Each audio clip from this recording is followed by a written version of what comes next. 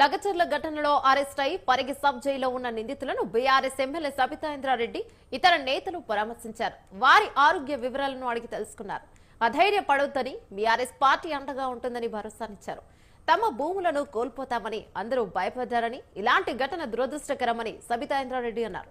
ఈ కేసులో 55 మందిని అదుపులోకి తీసుకుంటే కేవలం బీఆర్ఎస్ నేతలను మాత్రమే రిమాండ్కు పంపించారని, బీఆర్ఎస్ పార్టీని బద్నాం చేయాలనే రేవంత్ రెడ్డి ప్రభుత్వం నాటకమాడుతోందని మండిపడ్డారు.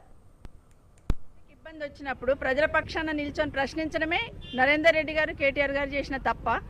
మీరు ప్రజలను పట్టించుకోకుండా ఈరోజు వాళ్ళ మీద దౌర్జన్యం చేస్తూ ఉంటే 10 సంవత్సరాలు ఈ రాష్ట్రానికి సేవలు అందించిన పార్టీగా 5 సంవత్సరాలు నరేందర్ రెడ్డి ఇక్కడ ఎమ్మెల్యేగా ఉన్న పరిస్థితులలో ఖచ్చితంగా వాళ్ళ పక్షాన నిలబడతారండి.